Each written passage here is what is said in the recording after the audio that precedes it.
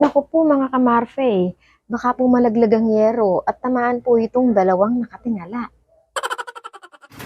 Puta man na po yung yero, turan mo din eh.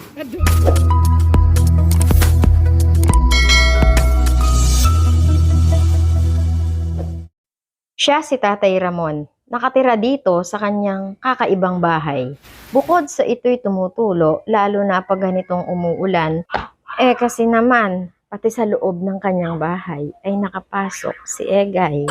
Lahat ng loob ng kanyang bahay ay basa at maputik. As in, lahat. Ganito man ang kanyang kalagayan, ay di naman siya nalulungkot sa buhay. Nakakakanta pa nga. Though the music still the same. Oh, di ba? Naku, maniwala ka. Noong kapanahunan niya'y lumalaban siya sa amateur, nakalaban pa nga daw niya si Miss Regine Velasquez at Miss Myla Patawaran. Hindi nga lang siya pinalad na manalo. Bagamat hindi niya kasama ang kanyang mga anak, ayaw man daw siyang paalisin ng kanyang panganay ay mapilit umano itong umuwi dito sa kanyang tirahan. Gaya ngayong may bagyo, maputik sa loob dahil sa sira-sira ang bubong, maging ang kanyang mga damit ay hindi nakaligtas sa tulo ng ulan. At dahil nga sa mahal siya ng Diyos at mahal din natin siya, susubukan natin itong gawa ng paraan. Sa tulong din ng mga kapatid kay Kristo, ay bumili ng yero ang Kuya Marfeño nang makatulog naman siya ng mahimbing. Ito guys, magandang araw po. Ngayong araw po ay sisimulan na po natin ang pagbaklas ng bubong ni Tatay Ramon. Pag-repair, natatay. Kasi naman po, pati sa kanyang pagtulog, ay naliligo siya. Heto nga't siya'y nag-aalala sa pag-akyat ng Kuya Marfeño sapagkat madulas daw at baka malaglag siya. Ano na, bola ako dyan, mataruras, munguran. Magsasama yun eh. Kaya na nga't umakyat na po sila at kanilang sisimulan na. Naku, umuulan at madulas pa naman.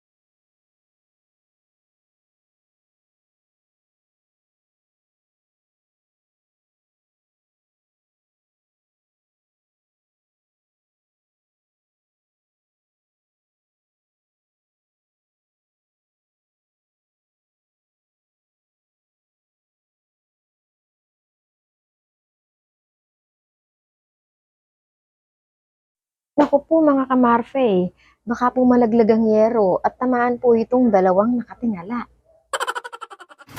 Puta man na po yung yero, turan mo din eh. Adwala pa mi.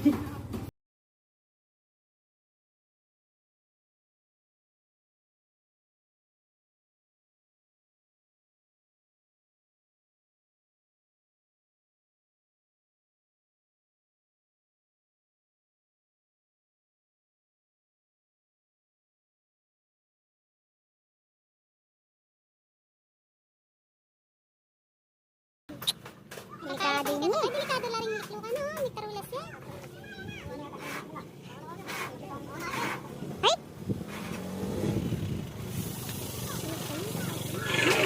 O hayan, ala na pong butas at makakatulog na po ng maayos si Tatay Ramon at matutuloy na po ang kanyang mga panaginip. Ayan nga po, at makalat pa sa loob ng bahay. Iba po ang amoy dito sa loob, kaya nga po iyan ang susunod na gagawa ng paraan. Nabasa po.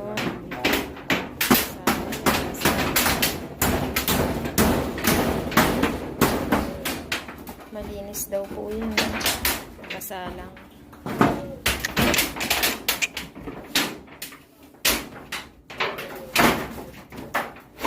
Ay, ini po yung ulo nyo. Mabasa pa.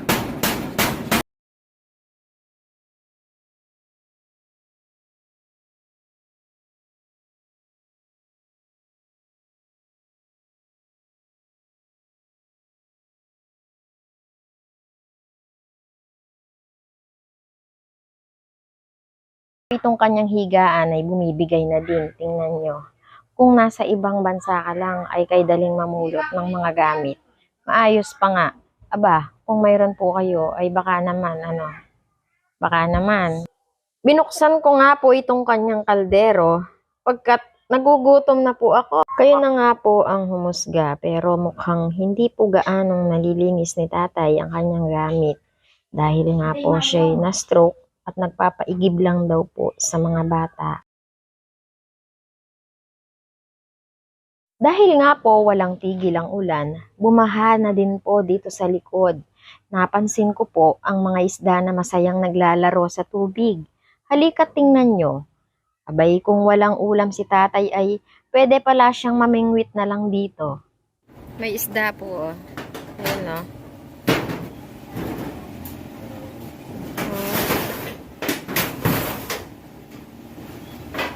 Yun oh. Kana mo po Kenny oh. Ayan. Pwede po palang mamingwit dito eh. Maraming isda po. Ayan oh. Maraming isda. Grabe. Paano po kayang nakakatulog dito?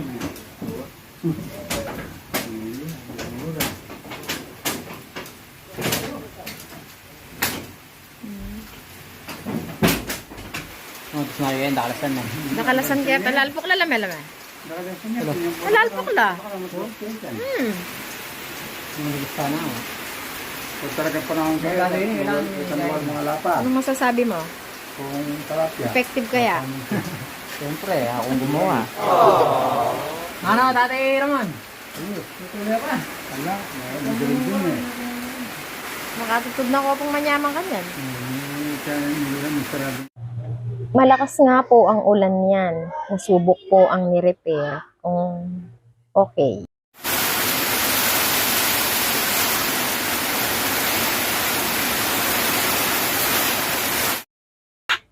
Tinanong ko nga po si tatay kung may bukid siya. Nabenta na nga daw po gawa ng pangangailangan. Sa ngayon po ay nabubuhay po siya sa biyaya ng Diyos. Ganito man po ang kanyang kalagayan ay napansin kong hindi siya nawawala ng pag-asa sa buhay. Wala ka ding mababanaag na kalungkutan sa kanyang mukha. Sa loob ng bahay, pwede kang magsabog ng palay dito. Tanong pala. Pangsabog na lang ang kulang. Wala. Dala po ni Tatay Ramon na pagka-stroke po niya dito sa mga... Makatagda din tsinelas mo. Ayan. Sobra po. Yun yung bubong niya po. Tignan niyo yung bubong niya. Sabi, ito na lang po yung kailangan na i-repair kaso wala na pong yero. Wala na pong yero, wala na rin pong kahoy. Konti lang po yung kahoy na nandiyan natin. Bulok na po yung mga kahoy, pinalitan po natin yung sabi. Madulas po, baka malaglag. Saan po? Hindi pa ho pala tapos. Inayos na din po pati itong malaking butas. Malambot na nga po ang kahoy nito at delikado na po siyang apakan. Ayan po't naayos na din po.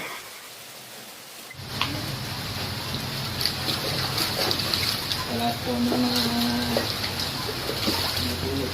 buti ang kalooban. Lahat po nang gustong magpaabot ng tulong po kay Tatay Ramon. Panagyan po kayo sa vlog po natin.